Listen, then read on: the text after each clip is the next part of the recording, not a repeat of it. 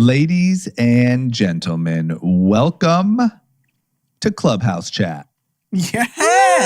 Man, I mean, you want to talk about listen, people used to tune into this podcast because we were three, experienced entrepreneurs, business types, financial types, all that.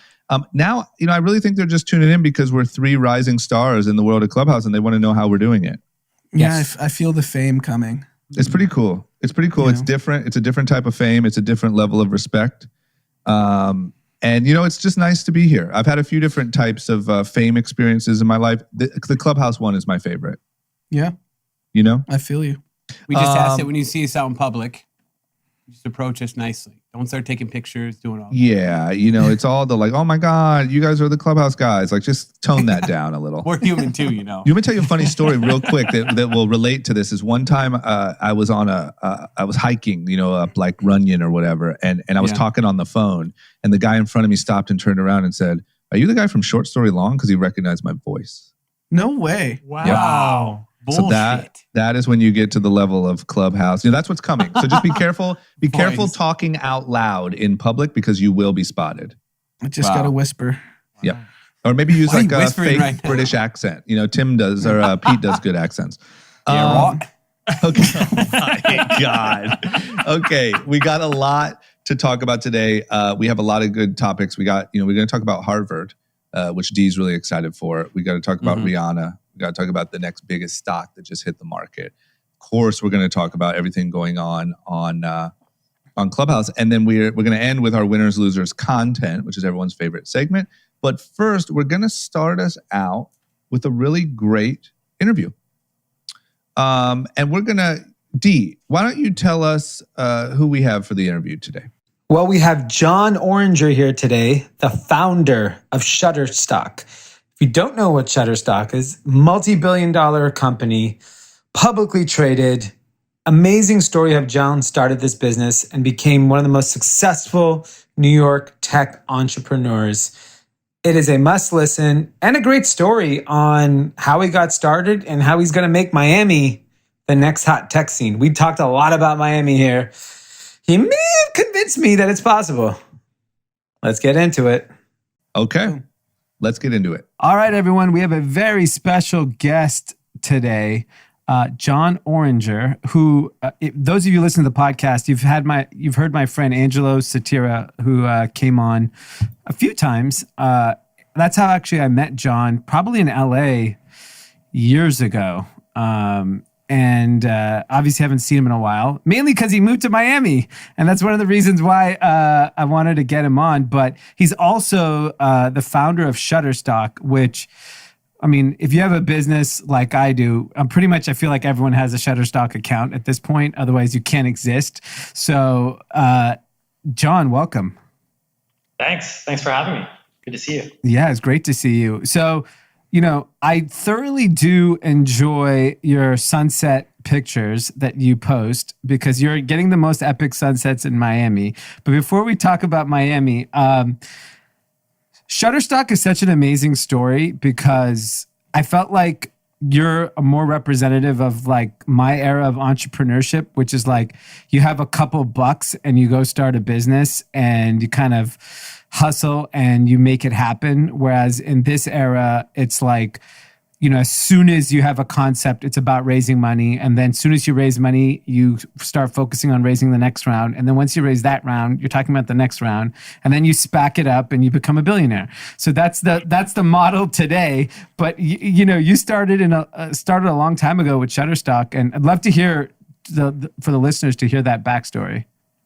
Yeah, sure. It was 2003 and it was in New York City, and there was no infrastructure for startups. There was no VC. There was some, but the bubble had just burst. People were trying to figure out what the internet's for and how to make money on it. And I was iterating through different software ideas, and I had this little thing on the side where I would shoot images to market my software products. And it was one of 11 companies or something like that at the time. And I did not think Shutterstock was going to be the one that won. I was just trying to use Shutterstock to fuel the others. there were companies like Getty and Corbis out there, and their images were just too expensive, and the models didn't make sense for the internet. So I was shooting my own stuff because you couldn't create content that you use digitally around the world in a royalty-free way. You would have to track usage. Like, it didn't make any sense. And so I didn't even realize it at the time, but I was building my own stock photo library, which was going to become the company that worked. And that was a side project. But yeah, it was for all of these companies, there was no venture capital process. I wasn't out there at, Y Combinator then, pitching my idea. I wasn't putting together a deck and sending it out. I was using, whatever dollars I could get from what I sold to reinvest back into the business and bootstrap each one from scratch. And that's how Shutterstock started, and actually ran it that way until the first money to hit the balance sheet from the outside as primary dollars was the IPO in 2011, actually. Wow, that's crazy. That's such a crazy story. And you were the CEO till last year, right? Yeah. A couple of years ago, I mean, it's now, Shutterstock now 18 years old. A couple of years ago, I started to realize that we had 1,000 employees. We were over $500 million in revenue. We had multiple lines of business. I was looking at our org chart. It was a matrixed organization. Like this was not my this was not my expertise. I should not have been doing that. Yeah. Right? So I was able to get, at each phase I wanted to, I was able to do it after 50 employees, 100 employees, 250 employees, et cetera. But, being a publicly traded company after several years, several quarters, I just realized I needed a CEO. So it was a few years ago now that I started looking, and we found Stan, and we put him in place in April of 2020. Actually, that's recent. That's an awesome story, and I'd love for you to kind of talk about the timeline of technology. So you started in 2003, so it's before Facebook. Yep. And in 2008 is basically when Uber, Airbnb, and all these other companies that everyone are household names. So like, what's like transformed in your mind because you were so early, post crash, pre Facebook, and then obviously you've had an incredible success. I guess what should people that you've seen everything? What are like kind of a few takeaways in technology over the last kind of 17 years, 18 years that you've seen as an insider? Yeah, lots changed. I mean, in 2003, I was screwing together machines and plugging them into a data center myself, right? Mm-hmm. I was doing all the marketing myself because I couldn't find people in New York that, AdWords was so new. There weren't online marketers. I mean, it's gotten so much easier to launch these businesses. The templates are just there. You can get on a cloud-based computing network and launch a lot of the services that we had to build from scratch. We had to build pay in and pay out. We pay out 1 million contributors. We paid out $1 billion, but we had to build our own payout system. Today, those systems exist and you can plug right into them.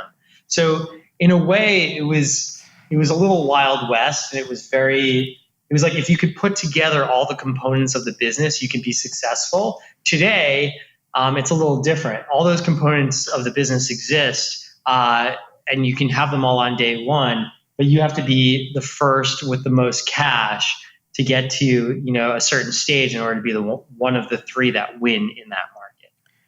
That's actually a very interesting point, because what I take away from that is that when you started in 2003, you had to actually build the technology, have a good idea, and then there has to be someone that wants to use your product. So at this point, almost all of that's solved, and you just need to be a really good marketer. Is that a way to kind of think about it? Yeah, it's a little different. I mean, you have to have a unique idea. You have to be a really good fundraiser. Or connect with people that can raise funds fast enough. You have to be able to put the technology together and get traction really fast. I mean, it's all about speed. I look back and we had the luxury of iterating through a few things at a time at different points in the past and get it right. We had time. Today, everything's been compressed to this crazy pace because all the tools are available. Once someone's thinking about an idea, there's 10 other people working on it at the same time. It's a totally different environment. But I'm finding it just as exciting on the seed investing side when I make those seed investments. Yeah. But you're right. I mean, today it's you build a deck with an idea. You go out and you're raising at an 8 or 15 post seed series safe valuation right away. It's pretty crazy. Yeah, the moment you have any engagement on the customer side, that seed valuation goes to 50. Yep. Which is insane. Yeah, and we see that too. It's pretty crazy.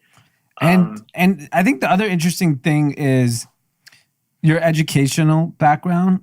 You went to Stony Brook for your undergrad. You went to Columbia for grad school. What do you think about today's climate? Because it'll lead me into the Miami talk on education and how important is that for what your career or your entrepreneurship path leads you to? Yeah, I mean, it's changing, right? I don't necessarily believe you have to be in a city with a Stanford to produce the best entrepreneurs possible. I don't think San Francisco has a monopoly on tech companies. I think we're proving through this pandemic that these skill sets are pretty portable. They're not all in one place. You can find people to do this stuff from remote. You can find people to do this stuff in different cities. I mean, in 2003, people thought I was crazy. By 2005, when I started to have some traction, they thought I was even crazier for not moving the company to San Francisco. I mean, there's a famous story about Facebook moving from Boston, so that they can have the best talent possible. I guess, maybe I missed out on something. Maybe Shutterstock would be a $100 billion company today if I did it. I don't think so. But I was able to find, talent in nooks and crannies of New York that it wasn't like everybody was hunting for the same people. I was able to find them and recruit them. I think Miami is going to be a similar story. I think other cities, whether it be Detroit or Austin or some other cities even LA, I think there's definitely a lot of potential for these cities to become cities where tech companies can start and stay through all of their growth. So you're at Miami. You're in Miami. You're on the ground floor of obviously this new tech hub being built. It's kind of being built in real time, and that's the question: is the talent there to actually build the companies? But is the answer you can find the talent anywhere because remote work is important as long as the founders decide to base in Miami? Is that the right way to think about it? Or you think the talent's actually there in Miami? I think there's talent here. I mean, from what I understand about Miami, and I'm still, I've been here for 4 months and getting to know new things every day, is Miami's generally for the past 20 years in tech been a net exporter of talent. There's amazing, diverse engineering students here, and Facebook, Google, all the big guys that you would think that need to make sure that they hit their diversity numbers, use Miami to do that. I think if we can build an ecosystem here where people can stay instead of leave, and literally, your only option of leaving suddenly becomes one of many options, and you can stay and build with local entrepreneurs, and there's some infrastructure here that we can grow. I think it's pretty amazing. You suddenly have this extremely diverse engineering base that can build here. I think that's a game changer for the city. So I definitely have more questions on that. And before I get there, why did you move to Miami? Because you've been in New York pretty much your entire life, right? Like your adult life in the city. And so as someone, I assume you're a prideful New Yorker because you built your business there and, you went to Columbia. And I'm just always surprised to see people that are like diehard to go move to a place like Austin or Miami. What was your reasoning? Yeah, I mean, look, I still love New York. I was there for 20 years. I helped build the tech scene in whatever way possible. And I think it's a great place and it'll have a tech scene forever. I think New York still has a lot of growth ahead of it. And I think it's going to be great. Personally, I've been coming to Miami for 20 years. I had a place down here, for many of those years. I was in an apartment, south of Fifth on South Beach. I always threatened to come back. And recently with my family and with COVID and sort of the pandemic environment, making it so that we can make a change. Everybody's working from home. Everybody's working from remote. You can start to ask yourself where you want to be. We decided to look at the options out there. We looked at Austin. We looked at Dallas. We looked at some other cities. We looked at LA.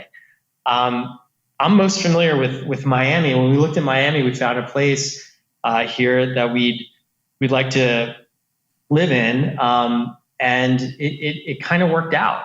And look, I'm proud of the time I spent in New York. I think I hope my contributions to New York continue. I hope we continue to even build Shutterstock as a company that has a New York presence. It'll have others now as well.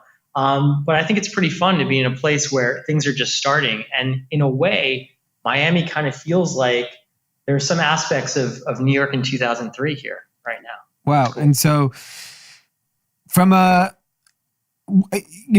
you looked at those other cities you wanted to live in, why'd you ultimately choose Miami? Like, did the tax consideration have some impact on that? Was it quality of life? Was it you had family? Like, I'm just trying to understand like how people decide to move to one city over another. As someone that's never left 10-mile radius in his entire life, for me, it's so hard, the idea of leaving LA. So I'm just curious, like, what was your nail in the coffin for Miami? Yeah, there's several aspects to it. I do have family down here. My parents live down here. They live in Bal Harbour. I think more than tax is a great plus, but more than tax, there's a bigger umbrella issue, which is business. Like how welcoming a city is to business. Florida's been great, and Miami's been great. We have a mayor that's extremely accessible and welcoming. We have a government here that actually is asking us what we need to continue to create jobs and build businesses here in Miami. And so I guess, with that kind of government, maybe the tax stuff goes along with that, but we would never move anywhere just because of tax. We want to move somewhere we want to live.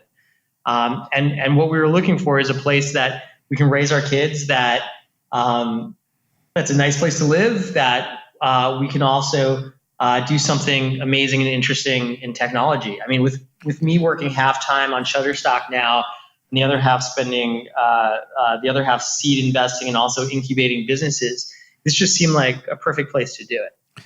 And do you, so here's my challenge with Miami, because you made the comment, which is the exact comment I made, but the opposite opinion, which is, how do you replace the ecos? Like, Stanford is special at the end of the day, like the talent that comes out of Stanford. And, even I think that's a reason why LA struggled for so long, because the engineering programs in Los Angeles were always weaker. They've gotten tremendously better over the years, over the last decade. But, when I look at Miami, like, they're great at like wide receivers, but, and rappers, but like, I haven't seen a whole lot of, Rajivs and Prakashas running around there, that make up that ecosystem of engineering programs. So like, what's your plan to like attract that talent? Like, are you building a lot of Indian restaurants? I went to Stony Brook undergrad, and Stony Brook has, they have a good math department. They have a good engineering school, but it's not known to be like a Harvard or Stanford, right? But yeah.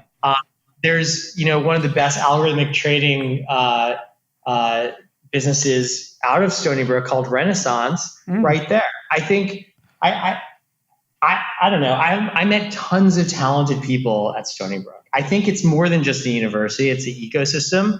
It's how it's having all the other pieces around you. It's having people that are encouraging you to take risk at the right time in your life, which is usually the point at which you're graduating college. You can either enter the workforce or you can become an entrepreneur.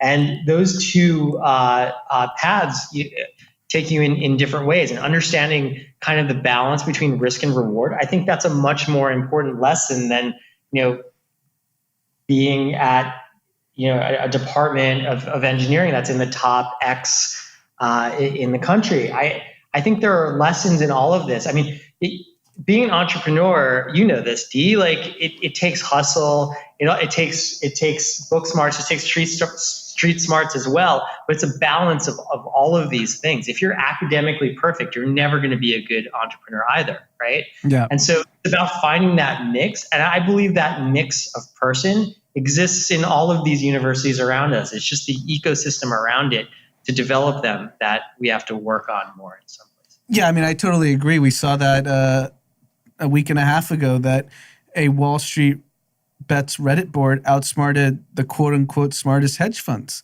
And the talent's there. It's just access to information. And I think what we realized with GameStop and all the short squeezes is that they're smart enough. They just need to get the access to information. And I think, to your point, that why not Miami? Why not Detroit? Why not all these different cities?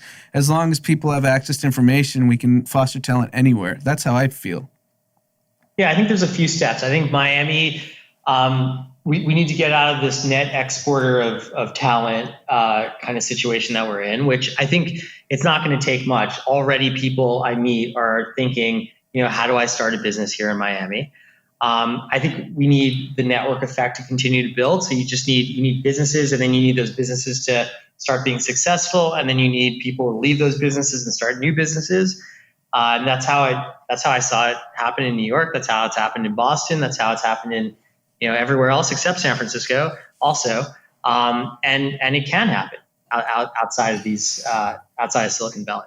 So what if someone's listening who's like, not tied down by like children and can have the ability to move? Like, does it matter what industry you're in to live in Miami because the ecosystem's being built and it could be anything? Or do you feel like it's ripe for technology or ripe for X? Because I think there's such a wide spectrum when you say entrepreneur. Just curious your thoughts on that. Well, people talk about, look, like Miami's the gateway to Latin America.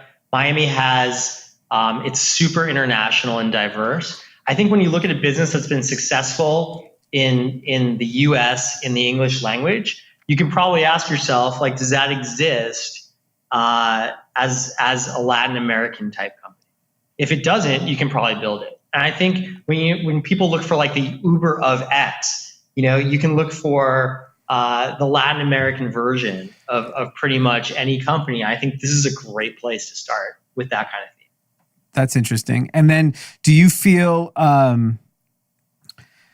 if you're a young person today, and I'm sure this is what happened 20 years ago in San Francisco, people just wanted to be in technology and they just showed up and like became a part of the I have so many friends who just like stumbled into Palo Alto and became extremely wealthy. And so is it worth just like packing up and just heading to Miami and just saying, fuck it, I'll figure it out? Because I'll tell you from my perspective, I see the headlines.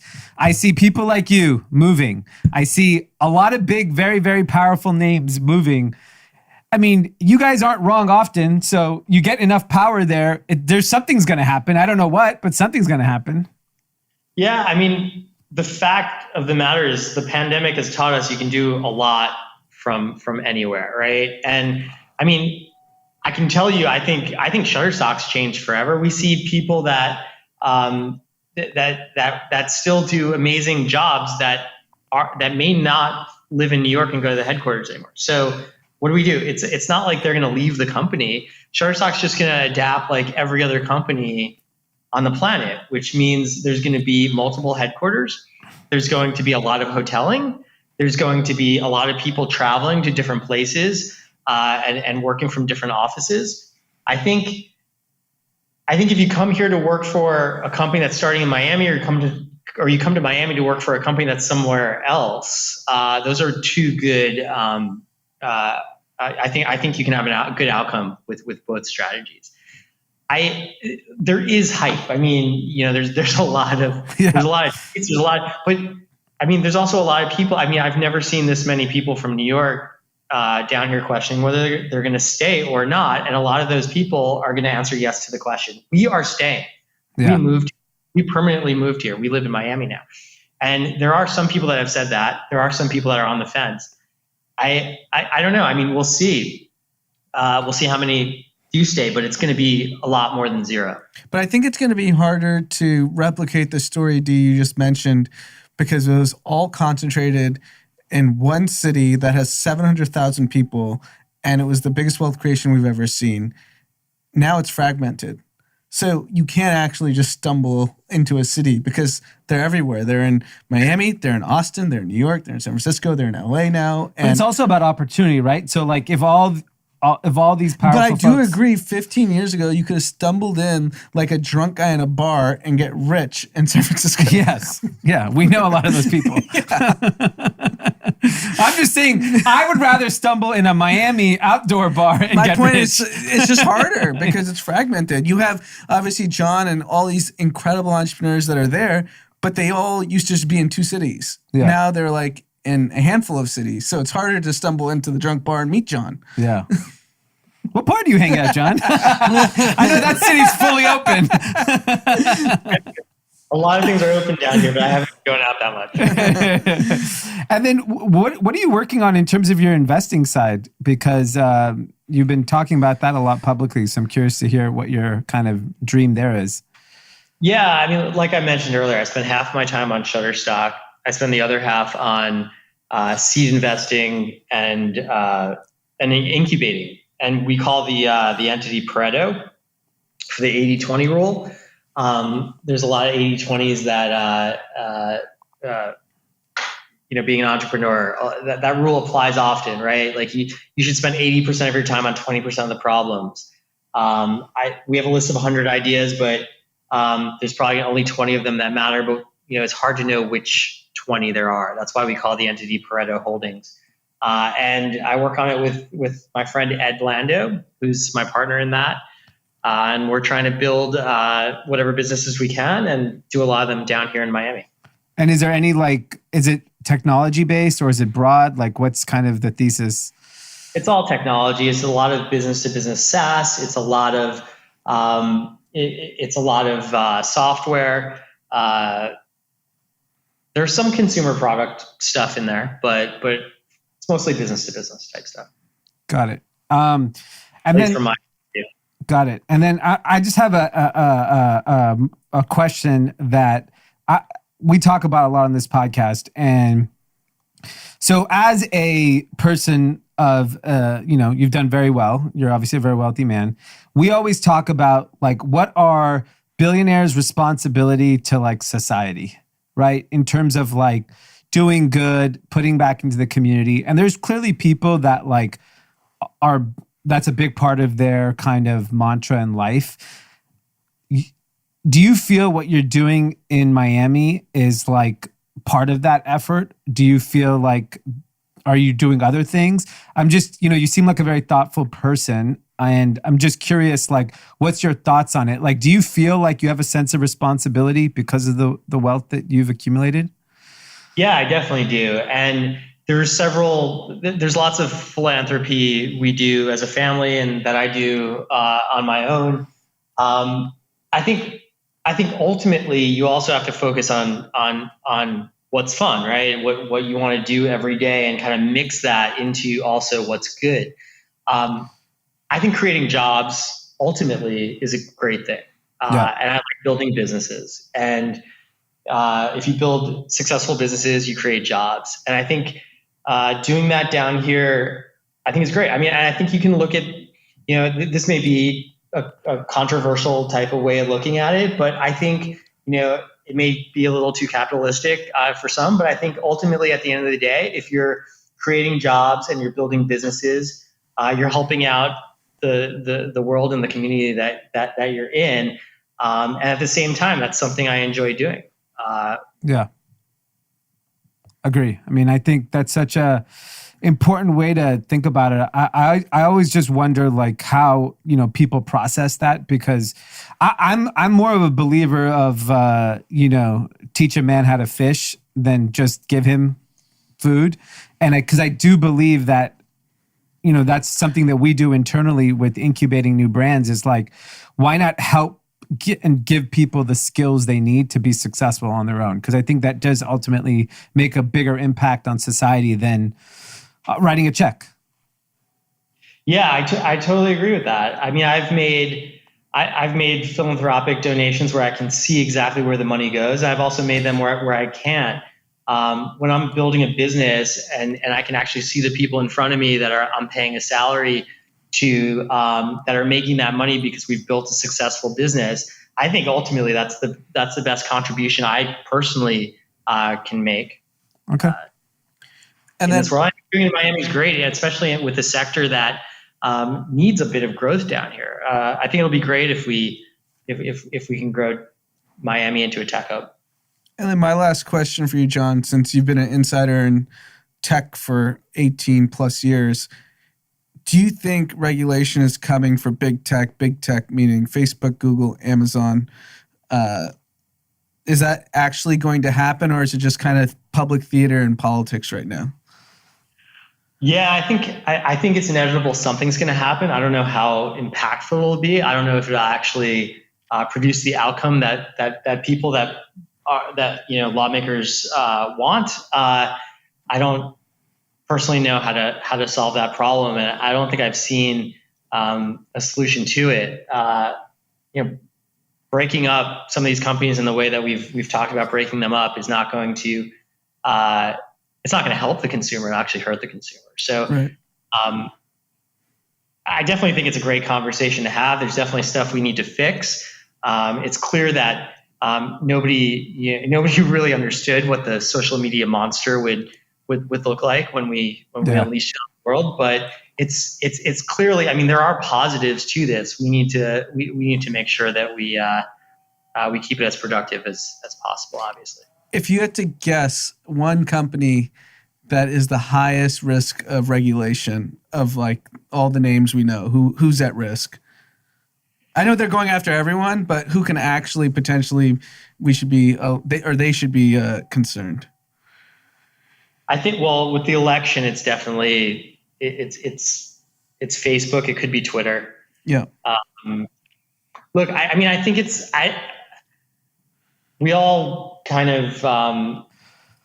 Look, what was going on with Twitter with the president was definitely exhausting. I felt exhausted, but at the same time, I mean, muting the president of the United States is also precedent, right? So yeah. I think I just think we have to be careful with that. Yeah. Yeah, it'll be interesting to see where that all goes. And my last question, it's in your opinion only. What is the hottest restaurant in Miami right now? Oh, there's that's a great question. Locali, the pizza place. Okay, Wait, Locali, didn't we do the pop-up at Nice Guy? Is that the one from New York?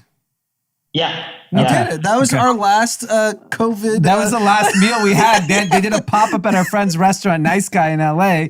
And that was my last outdoor Kevin dining. Durant was there, tested positive shortly thereafter. Drake was there, no idea if he tested positive. It's like That's amazing. And then we hear Carbone is all the jam too. Oh yeah, I haven't been there yet. I think it just recently opened. Yeah. That looks like a nightclub from Instagram. Yeah, that's fun. Yeah. Awesome, Jon. Well, thank you so much for your time. Happy you guys are doing great in Miami, and I can't wait to visit. Yeah, come on down. We'll hang out. Yeah, I want to get on those jet skis. Are you friends with DJ Khaled? I am not, but if you want to see anytime, I'm game. Okay, perfect. Cool, man. Aren't you a felon? Don't you have an outstanding jet ski ticket? Yeah, I do have a warrant out for my arrest from the jet ski police of Miami. Jesus, you're a wanted man. Well, because I didn't know you can't do anything you want out there. And then we got pulled over and then they took my ID. I got a citation. I threw it away. Don't hang out with Dee in Miami, John. You might get in trouble. He knows the mayor. I'll get the mayor to sign it off. We have to keep the manatee safe. Yeah, exactly. Well, cool, man. Well, thanks for your time. Really Thanks, appreciate John. it. This was awesome. That was great. Talk soon. Cool.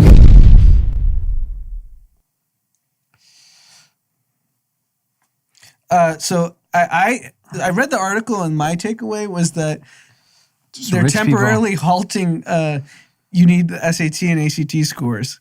So I think it's like a gold rush of dummies trying to get into Harvard. That's good. You're like, I have a shot. I have an 820. That was my takeaway. Let me reread it. Yeah. Won't require SAT scores. Yeah. That's the. Okay. Okay, I'm ready. We ready? Yeah. I can't wait to listen to this tomorrow and see how it sounds. Like, does it sound like I'm It with sounds you really guys? good. It sounds really good. It sounds actually better than what we got here. Are you jealous? Yeah, no, I we seriously think it sounds a lot better. We Well, all he's three just closer. need this exact mic.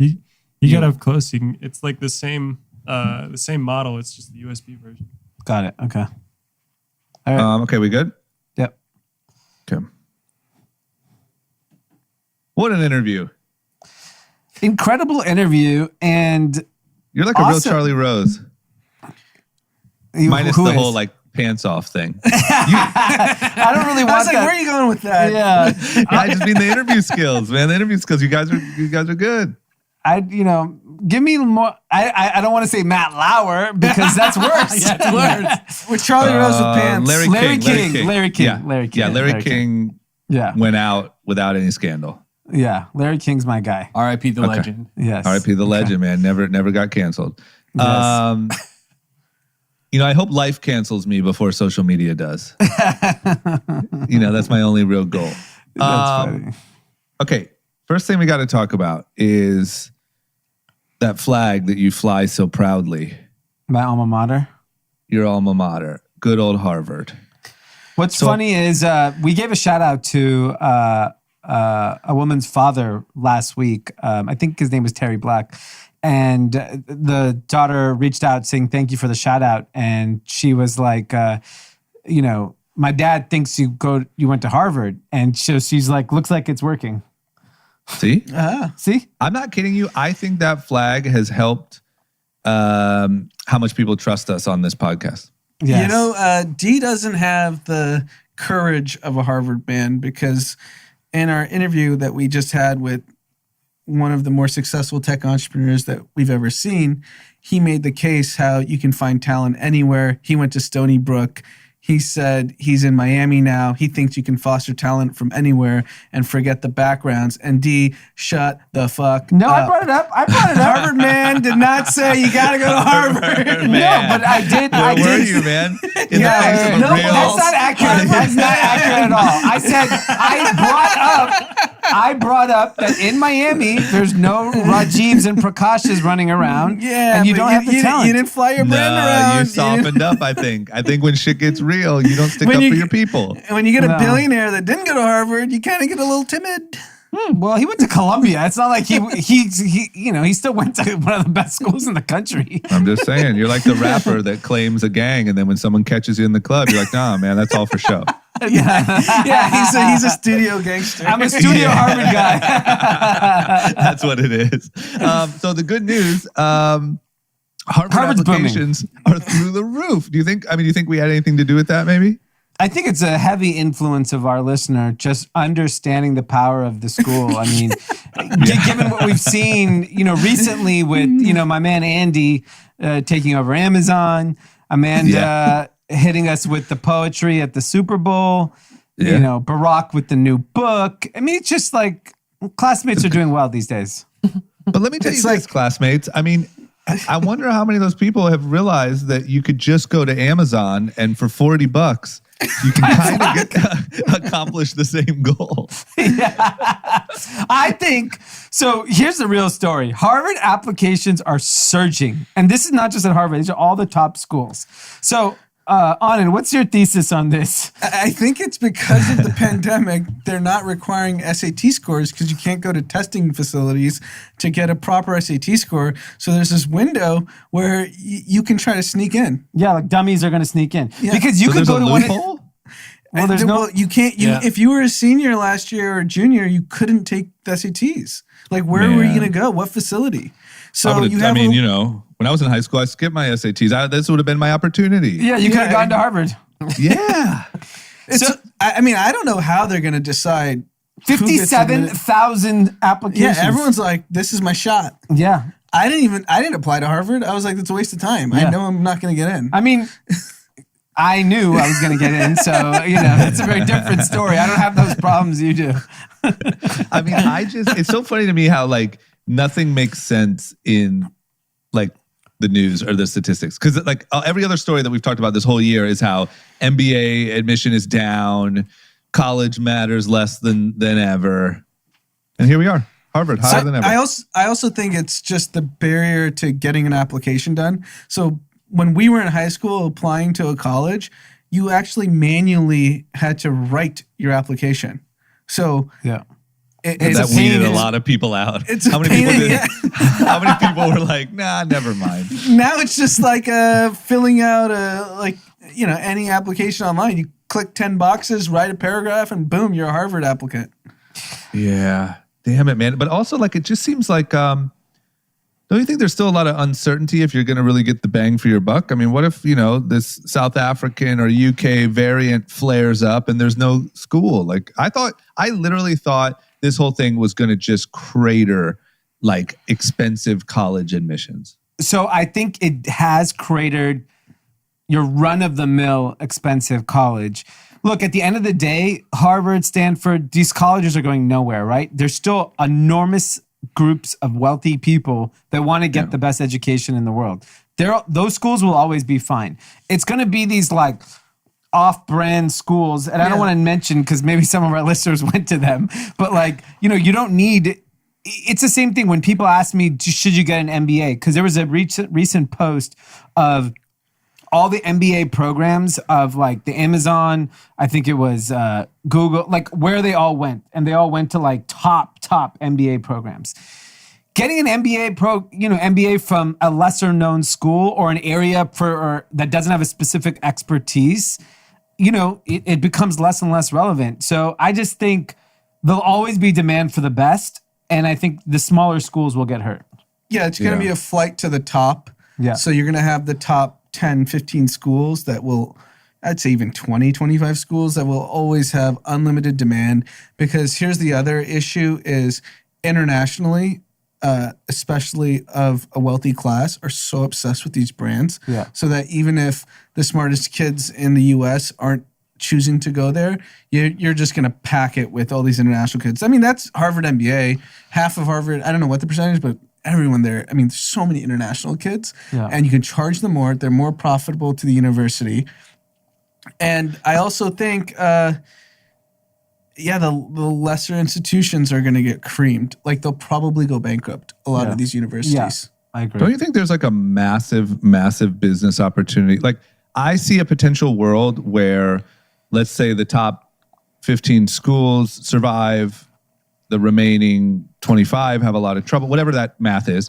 But the key brands, like, it just seems to me like the business of, like, an online degree or, like, a specialization or even content, or, like, it just seems like if you could say you got a Harvard, I mean, it's every celebrity's favorite thing to do, right? Is to say, oh, I went to Harvard and I got a degree. Like, Harvard should accept capitalize 25,000 kids a year.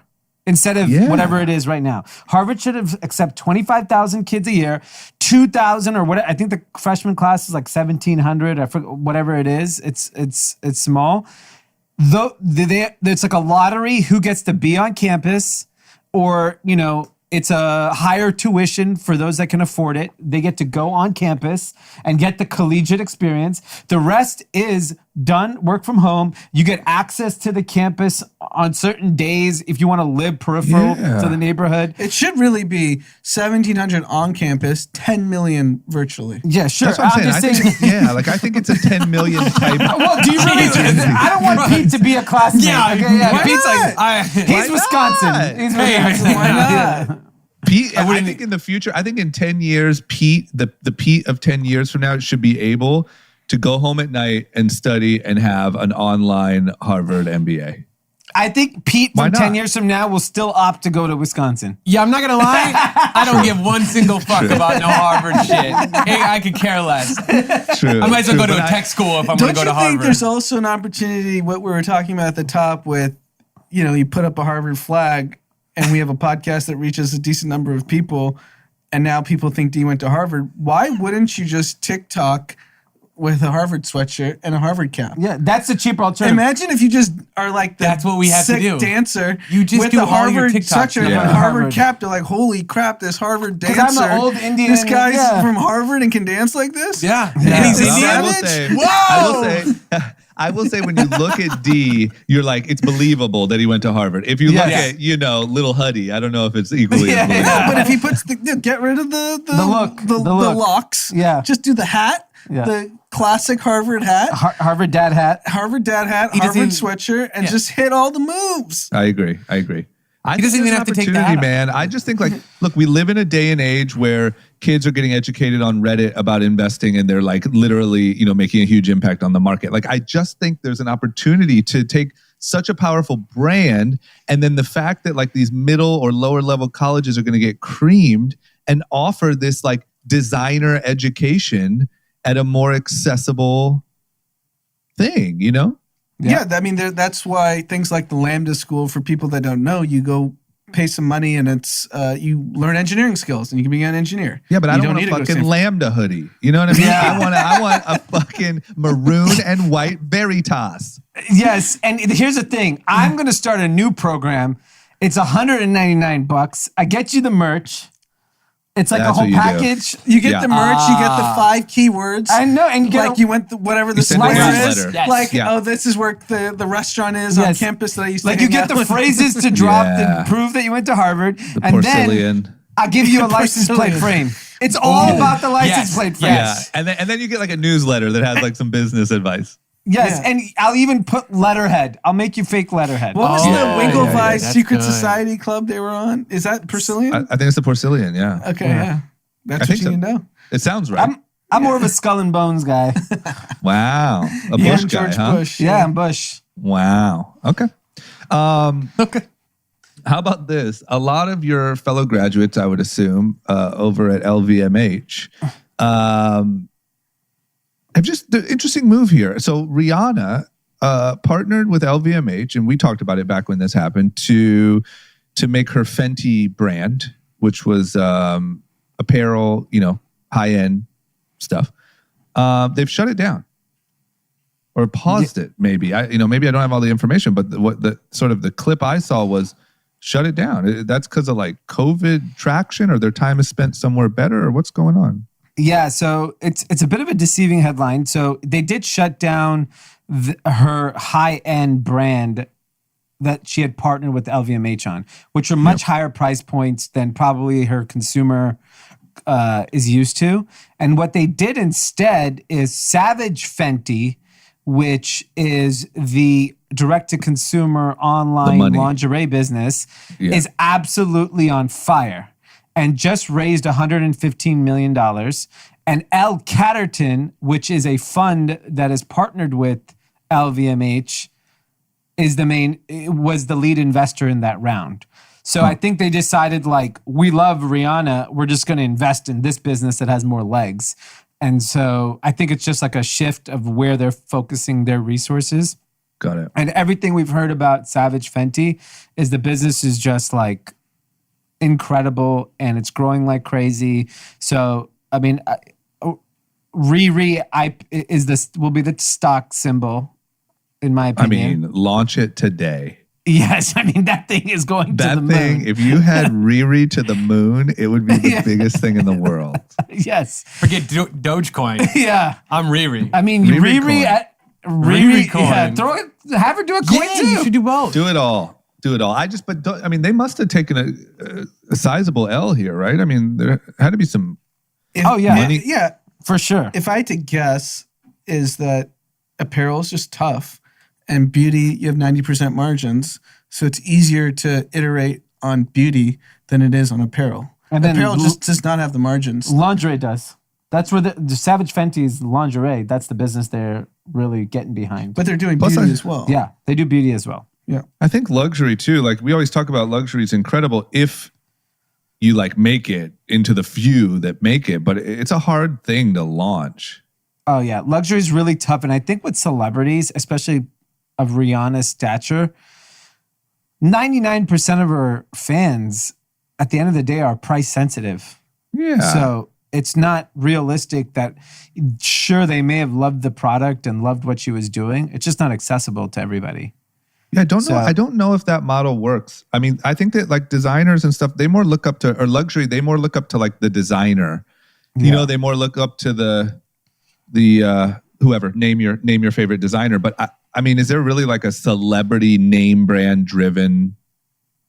Maybe I'm just blanking, but like it just seems like her audience is not luxury. Her audience is Fenty, Savage, the makeup. Yeah. You know, that's who like really buys whatever she says.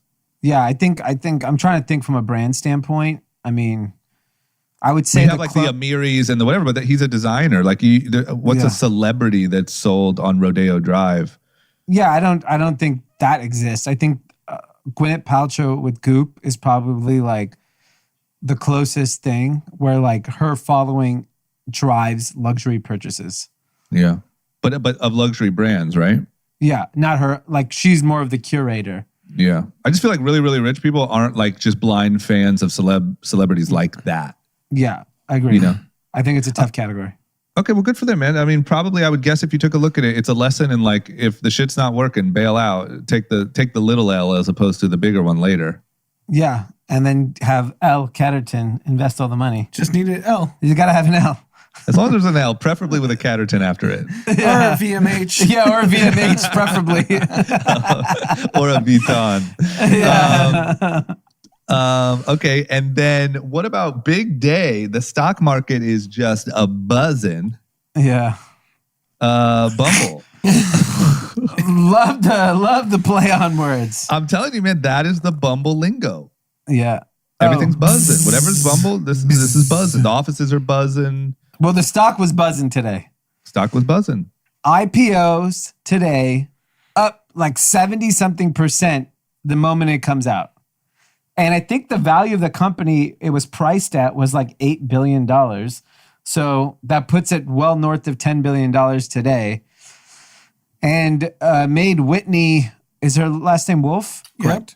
Yep. The youngest public female CEO. Is she? It sounds like she's the youngest CEO too. She's 31. How old's Spiegs? Spiegel is in his 20s. Still? Yeah. No way. He's still in his He 20s? He's been in his 20s for like 14 years. What He's the young, hell? bro. So he was what, 16 when he came up with stories? Sheesh. Well, good for her, man. Did you guys look at the financials at all?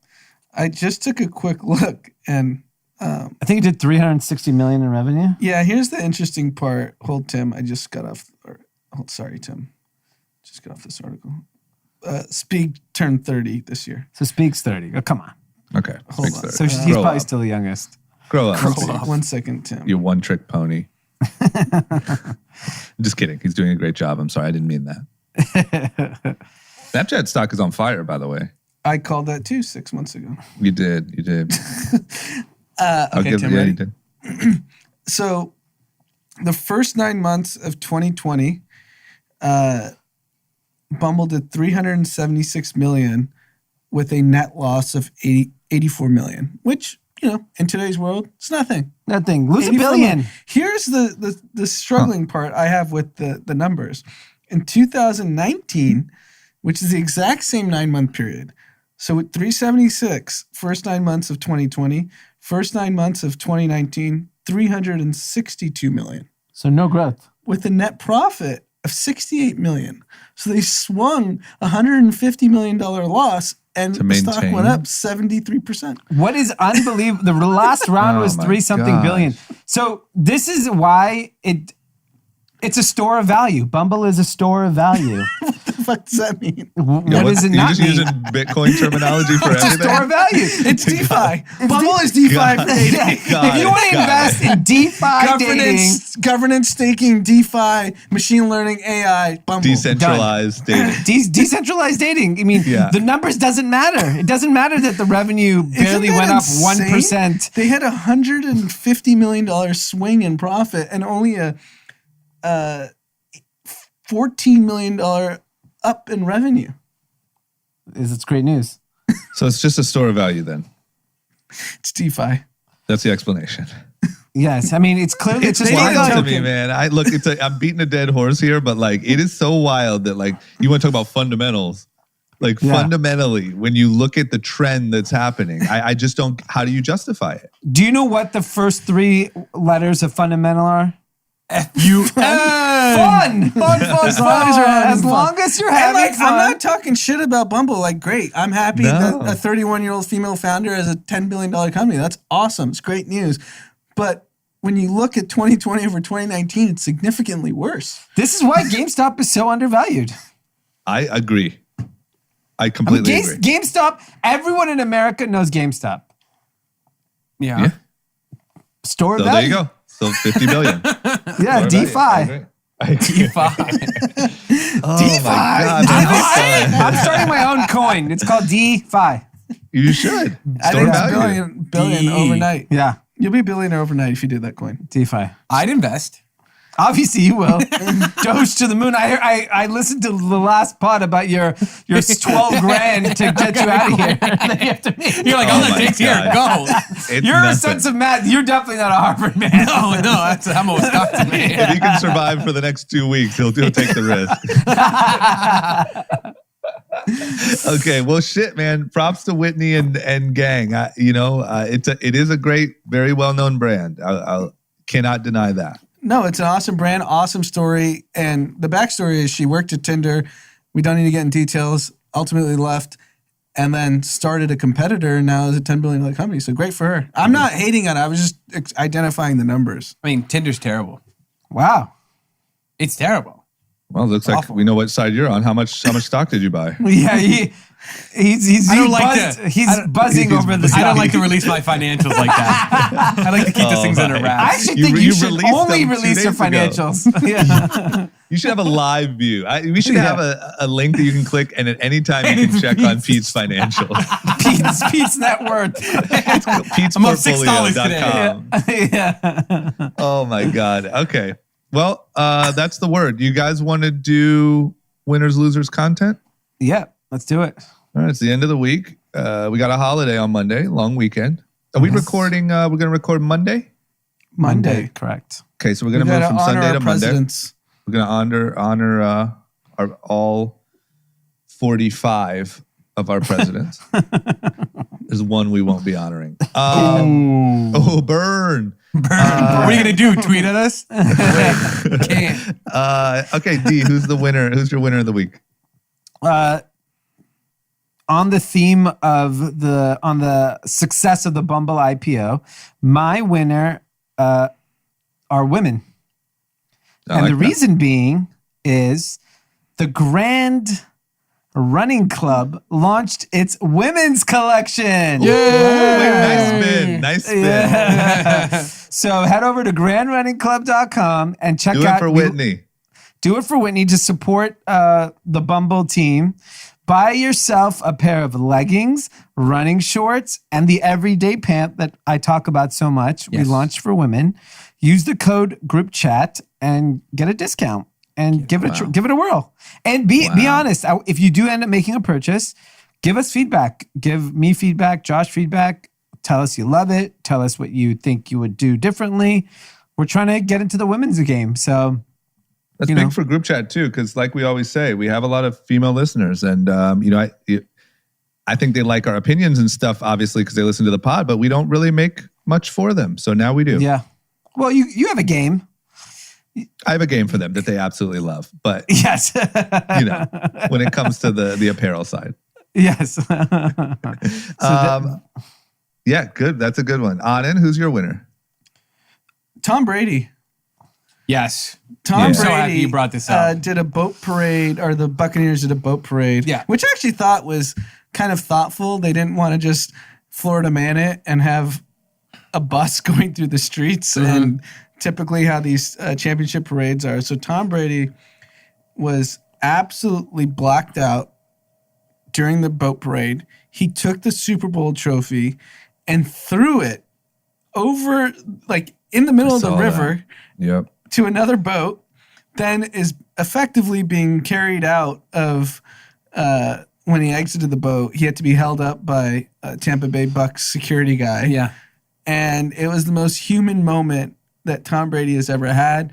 I think it's the biggest win for his image you can think of. I know people that absolutely hate Tom Brady, but were like, good for him. He loosened up. He's won 7 Super Bowls. If he wants to let loose, good for him. And Yeah. I feel it was overwhelmingly positive reaction, where typically superstars of that magnitude never let themselves get loose publicly. That's always done privately. And Same he for was just- D on Sunday, you know? Yeah. They both had their moment. He finally loosened up. We've never seen D drunk before. That's crazy. No, that was his Tom Brady moment. Yeah. I'm Tom Brady 3 times a week. So good for Tom. And he owned it. He didn't try to hide from it. He was No. tweeting about like, oh, it's avocado tequila. Oh, it's this. He Instagrammed it. Like, he just owned it. And you also realize Yeah. that this guy is paying attention to everything happening online. His social media is on point. Yeah, Yeah, it's it's so very, good. very good. And Yeah. I think it's I gotta think be mostly him. Yeah, it's because at least being led. You can tell by just the way he's Yeah. writing comments and stuff. Yeah. It's maybe he's telling his assistant, "This is what you need to say," Yeah, right. and then you go do it. But it's just definitely his like kind it's of way lingo. too clever to not be Yeah. him. Like it's Yeah. very, very on point. Good for him. I think it was Good great for the Tom. reference to Wolf of Wall Street. When Yeah. he comes out on the Quaaludes and he's just like tossed walking into the Lamborghini, that was Tom Brady. Yeah. Yeah. That's good. Yeah, good for Tom. He deserves it. Okay, mine is pretty obvious. I think if you follow us or you're in touch with what we're doing, Clubhouse. I knew it. Gotta call Clubhouse. I thought Anand was going to get it before I did, but I Clubhouse is just. I'm a fan, man. Over the last week, I became a real fan. But I think there's a lot of interesting stuff happening there. I think the way that people are talking on there is a little different. I think there's real info and valuable information being shared. You can see, not only was Elon on a week ago, but now Elon's saying he's going to be on with Kanye. You can see it happening. So props to them, man. Just please, for the love of baby Jesus, figure out how to have more than 5,000 freaking people. And every time there's a celebrity, the whole app doesn't crash. Yeah.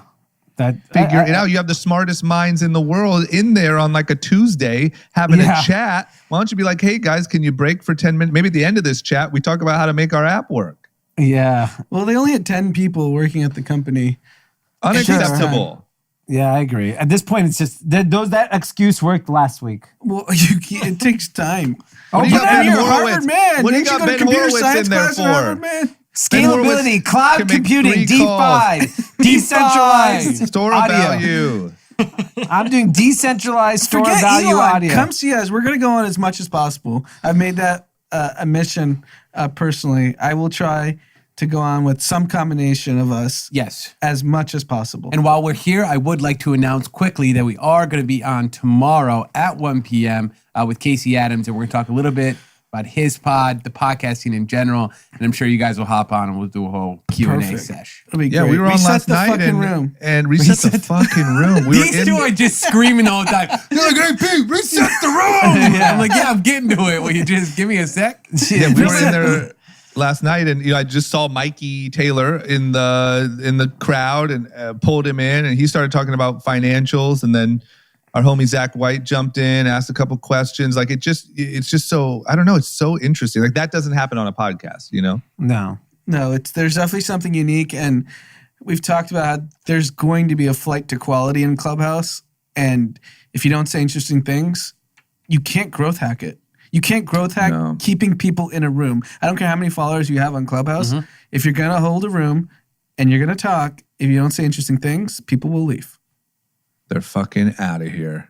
I don't even listen to other people because they're boring now. Yeah. You just listen to yourself? Yeah, pretty much. Reset the room. Reset the room. All right, let's reset the room and let's get on to losers of the week. Dee, who do you got? My losers are racist, and Good one. the reason being is there's been an enormous jump in Asian hate crime in Yeah, I saw that. Chinatowns across the country. Like And this late in the game, you know what I mean? It's like I get like if you're a psychopath racist and like back in, last March, Yeah. but like come on, man. Yeah. And I think like I just don't understand the thought process of like some angry person attacking an elderly Asian person. Because it's a lot of it's attacks against elderly people. Well, Like, that's just they're because like, it's easy. If you're like a little bitch ass racist, you're like, I want an easy target.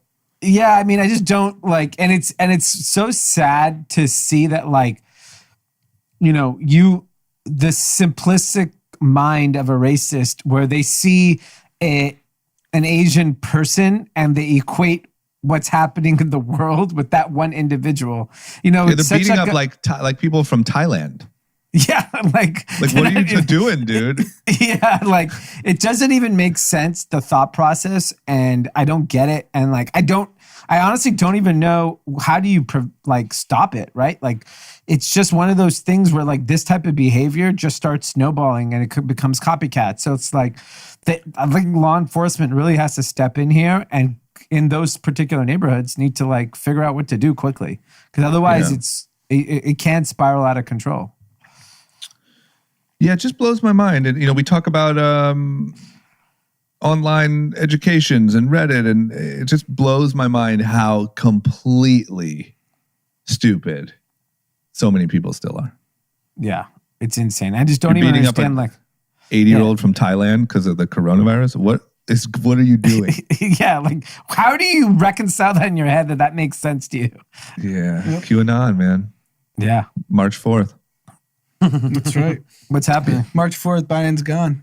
Oh, You weren't there for that? Oh, was that the episode you were at? Oh, March 4th is the new. Yeah, March 4th. It's over. Trump's back. It's over. So at first it was, Jan 20, and then a lot of people got let down because like they were waiting for it all to unravel. And no, instead of believing that they're idiots, they just moved the goalpost. Now it's March 4th.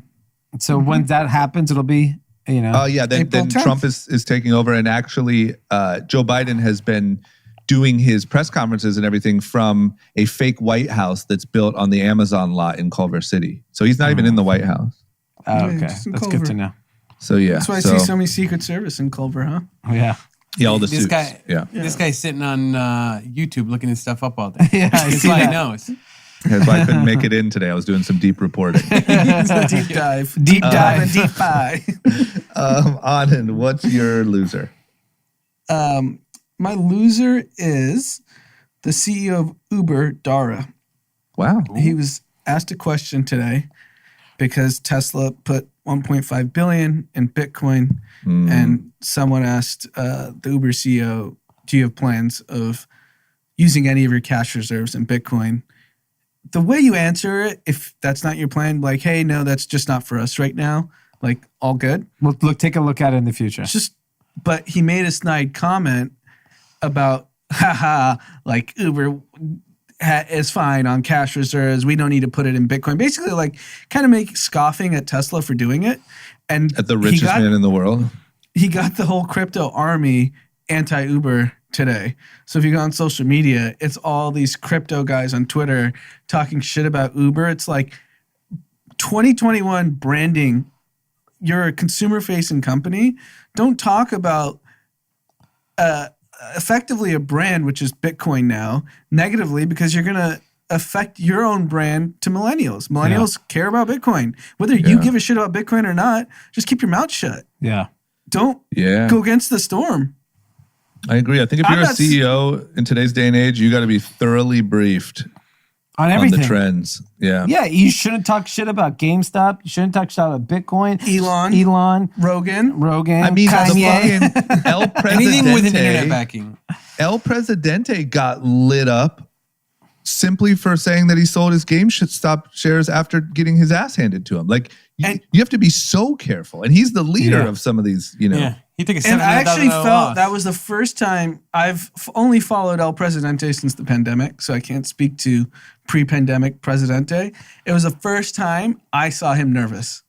Like, he was legitimately scared, did emergency press conferences, like, I'm not a suit, da-da-da. Yeah, like, he normally agree. just tells the haters to fuck off. Yeah. And he was trying to defend himself for the first time in the, 10 months I followed. Normally, he just goes so hard against the people that talk shit. And he was like, no, I'm with you. I'm with you. But because Yeah, I you're actually right. think he believes in that mission that he is trying to fuck over the suits and are on their side. Yeah. I But think he You truly should have believes sold it. then, Presidente. That's a pussy move. That's a paper hand move. Paper hands. Diamond hands over here. We I hold don't know. that I saw him shoulder. nervous first time. I haven't followed him as long as you have, Pete, but that's the Yeah. first time I saw I him nervous. agree. And that's someone think who's so, quote too. unquote as close to untouchable as it gets. So Dara Yeah. needs to know when to shut the F up. Yep. Okay. Sorry, I didn't listen, Dara. Sorry, Dara, if you listen to this. Yeah, I got to be Give me some careful. Uber But- credits. Yeah, shit. man. Hey, 10,000 Uber credits. It's all good. It's all good Yeah. then. You're my Yeah, you're winner of doing the a great week job. next week. Yep. Mine is Zuckerberg. Okay. I just increasingly don't like Zuckerberg as a person. And keep in mind, on this episode, I have just destroyed any hopes of me reaching very big success because I've just bashed all of the most successful people in the world. But Zuckerberg, this guy's already, we knew this was coming, but very actively getting ready to have his Clubhouse copy. Yep. And it's just like, look, man, I get it, but like, you know, on one hand, there's like just aggressive business. On the other hand, you're just a knockoff artist. And like, I just think he has a lame reputation at this point. Yeah. So I actually got a hot take in one of my chats where we're discussing this. And the three-dimensional chess move was Zuck to launch a copycat of Clubhouse, knowing it will fail, to prove to regulators he's not a monopoly. And that's like the long game he's playing, which is That's what pretty people think? diabolical. No, that was just like a guess. the what no if. one would. What if he's just doing this because he knows? then he can't should do an compete? electric car. That's kind of QAnon. That's like tech QAnon. Yeah, it might be. That's what QAnon should be. Yeah. Tech conspiracies. Yeah. Tech conspiracy. Yeah, no, look, this- it's possible. I mean, it's definitely possible. I just... Because Bro, we know like- it's not going to work because he tried Snapchat that failed. Instagram was able to do stories about it as a different brand. He can't compete with Clubhouse. He just can't. It's over. It's crazy that I'm saying in this early of a product life cycle, Facebook can't compete. Maybe Spotify, maybe I think some other. Spotify is the only one that. And I think they're out to lunch. And I tweeted this. that was your big company of the future. Spotify's the Yeah, future. Daniel, come on, bro. You're right. Yeah. You're right. I mean, Apple could do it, don't you think?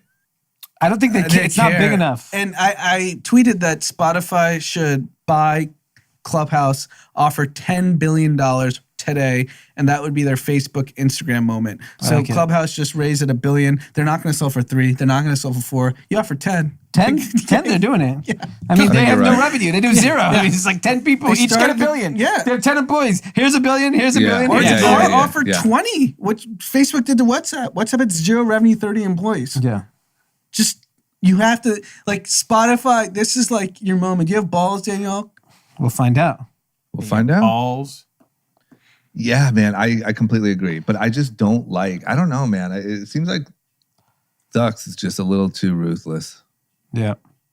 It's not even fun. It's just like, dude, you're just a dick. Yeah. You know what I mean? Sounds lame.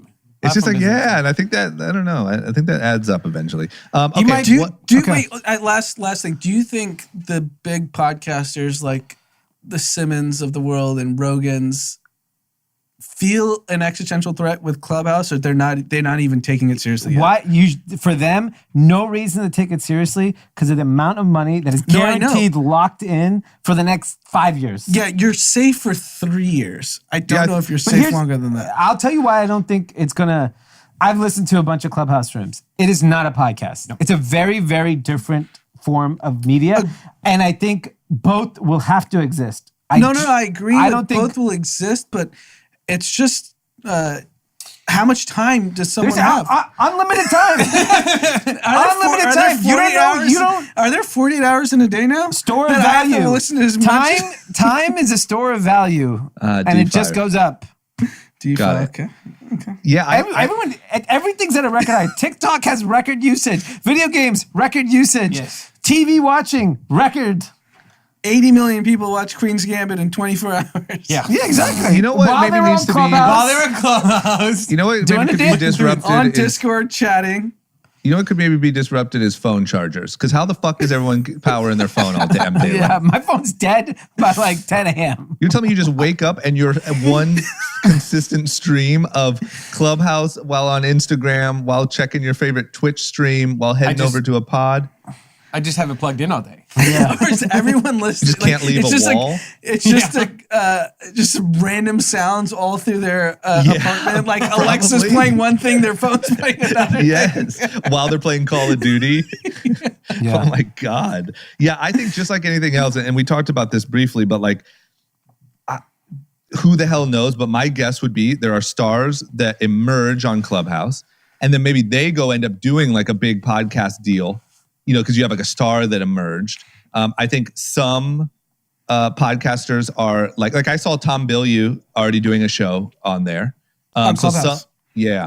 some podcasters I think will pivot. They'll do both. Yeah, they'll add that, like we are. And then I think some people will be the Howard Stern and they'll just have their, the equivalent of their satellite radio deal and just like, Bill Simmons might just ride that until, whatever. Because I actually think and this really changed for me in the last 3 weeks, that if we aren't actively on Clubhouse, we're just irrelevant. Yeah, not only that, but I would say that, but I would argue you need to be active in your mind. It's Clubhouse. You should be active on Instagram. You should be active on Twitter. You should be active I think TikTok. it fits where my strengths are. My strengths aren't turning the camera and taking pictures of myself. Right. You're just not as good looking as me. It's just a lot different. You know? All right. Well, Did one Murthy get the looks and one got brains. the brain? Let's go on to content. best looking man at Harvard.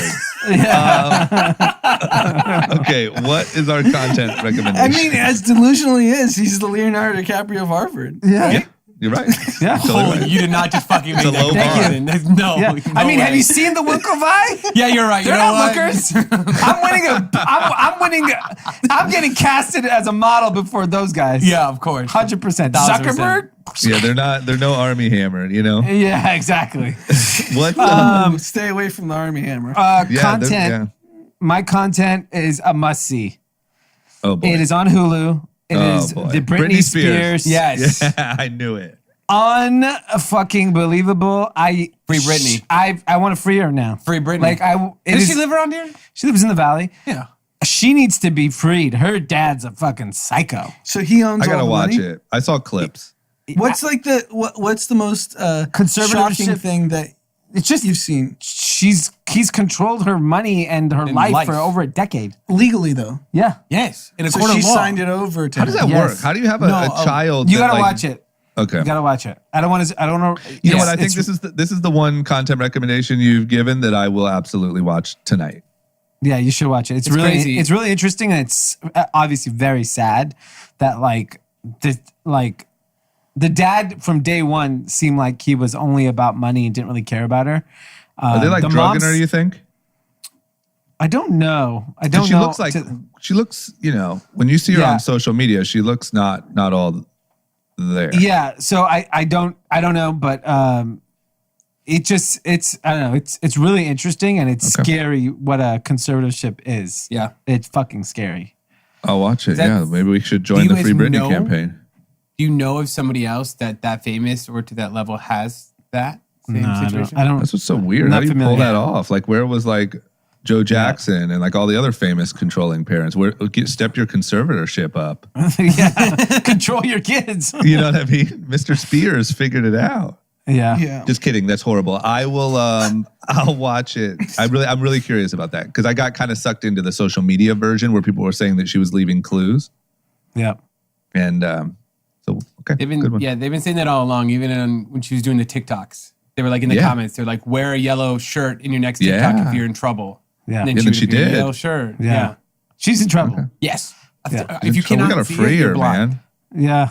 All right, Anand, what do you got? The Little Things. It's on HBO Max. Okay. Denzel Washington, Rami Malek, Jared Leto. May have heard of those names. Jared Leto. Excellent movie. Vaguely familiar. Denzel Washington is a sheriff in Kern County, Bakersfield, has to go up to LA for a murder that happens in Kern County. He used to work in the LA police department, had a past there that you'll discover in the movie. And then he's roped into a serial killer case with Rami Malek because they know Denzel is this like expert detective / sheriff, and they need help on the case. What are you telling us the whole fucking story? That's fantastic. Well, I mean, I know Dee was gonna be like, "What's it about?" Yeah. I got it. Leo over here. Is Kevin Hart in it? Yeah. Yes, exactly. Got it. Okay, good. Mine is movie. simply, if I'm just being realistic here, I'm going to catch up on our boy Elon was back on Rogan. I heard it was a lot of space nonsense. Yeah. I'm curious. good on space. The one thing that I did hear, because I had it playing in the background right before we started, was he said Elon Doge to the doesn't moon. Doge to the moon. Elon, I haven't been watching Doge. It might be on fire. He said that he doesn't believe in aliens, and that if anyone would know, he would know, and there is no believable evidence. Wow. Elon says that, Elon says that. and Elon isn't says, if Rogan anyone would know, a don't big you think I alien would know? guy? Yeah, and Rogan kind of a little bit said like, well, have you heard this guy's story? Have you heard whatever? And he said, yeah, cool, but I haven't. Of all of my things, I have not seen any evidence that is believable or worth taking into consideration. So if I do, cool, but I would be the guy to know, you would think. That's pretty fascinating because a lot of these types are so convinced there's aliens. Rogan being one of them. I mean, he did a whole podcast with Post Malone about Ziggy the alien. I know. Ziggy. I agree. I trust Elon. All right, there you have it. Everyone have a great weekend. We got a long weekend this weekend. We will be recording instead of Sunday evening. Yes. We'll be doing Monday. So be on the lookout for that. Be on the lookout for us on Clubhouse pretty much constantly. We're going to be on tomorrow at 1, Friday at 1 to be clear. But Anand has dedicated himself to at least one a day. Yep.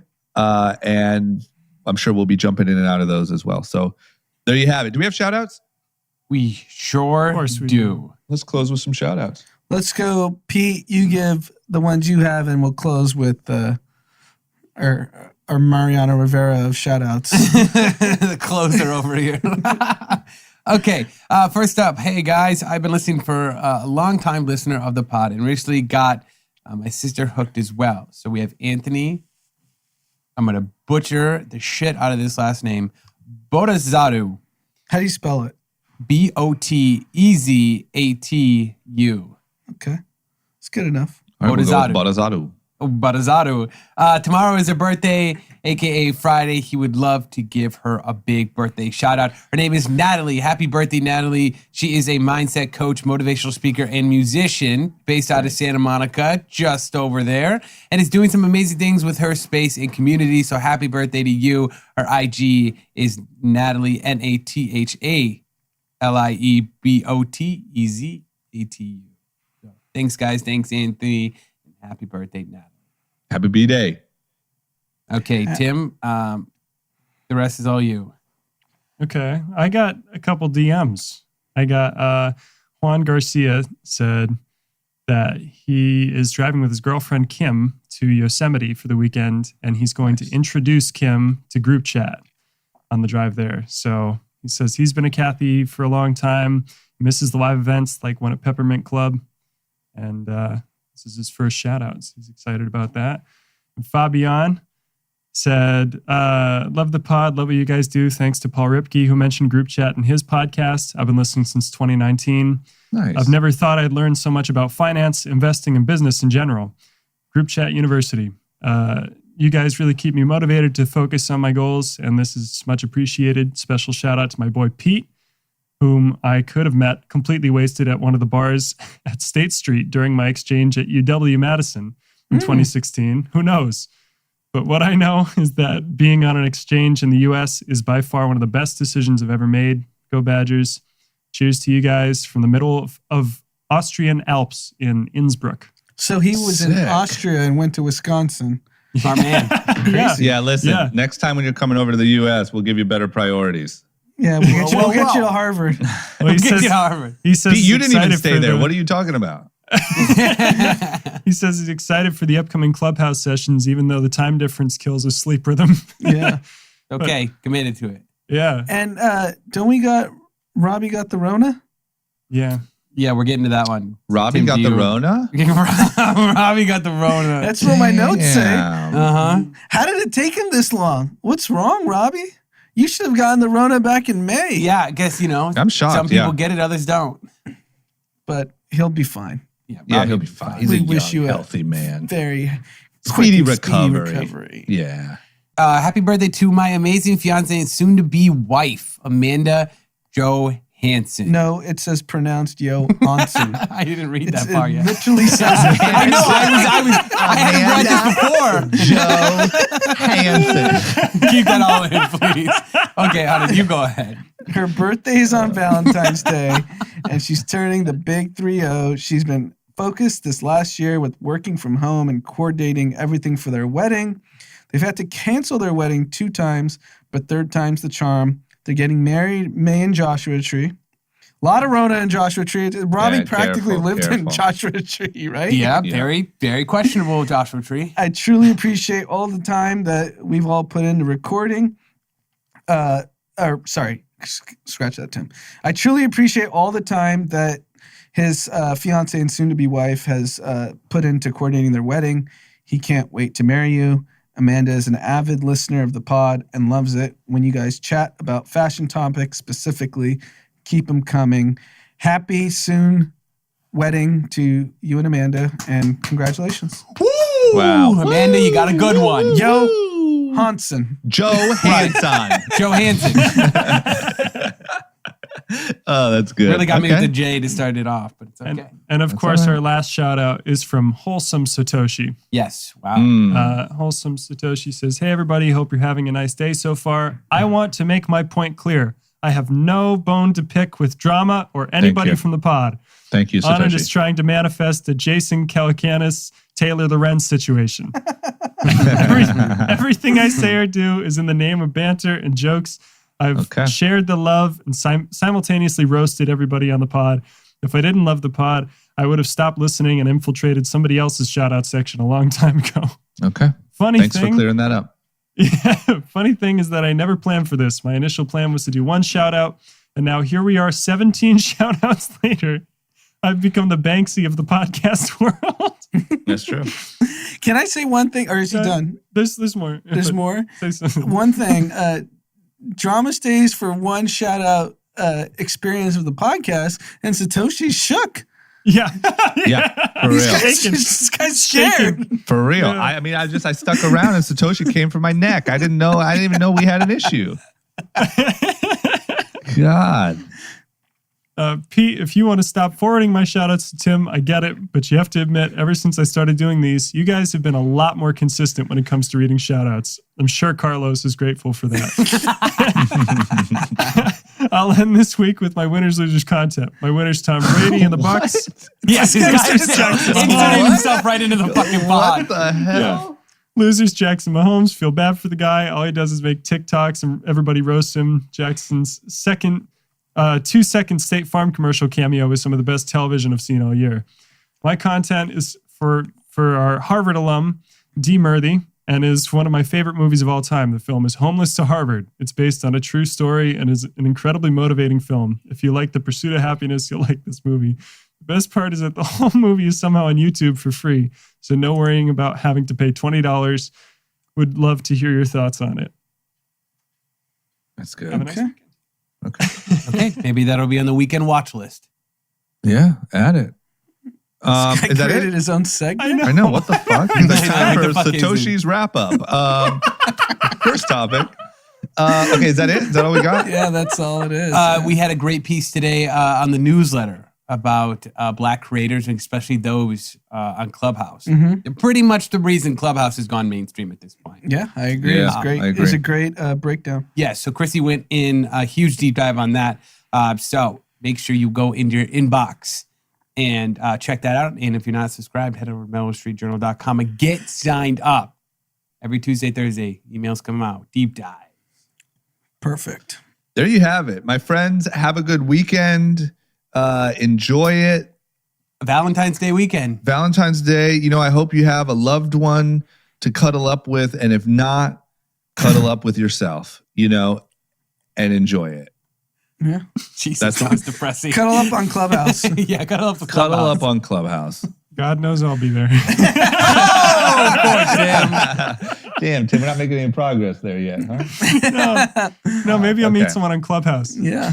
Yeah, just Just come occasionally in our remind rooms. the listeners. Yeah. Become famous. That can be one of our topics when no one else is around. Yeah. Maybe Tim we'll Love. do, you know what? Maybe we could do like a speed dating, like you could do a dating show on Clubhouse with Tim. That'd be 100%. fun. We And should do girls that next could week. come in and you could interview them and you could try to find a right match. I think it's basically Group Chat Podcast presents. We're trying to find Tim a date. Yeah, And group he chat shows up. matchmakers. Yeah. I think we should try that. Let's do that next week. Okay. Oh, this is great. This is great. Okay. All right, we're out of here. Everyone have a good weekend. Peace. Yep.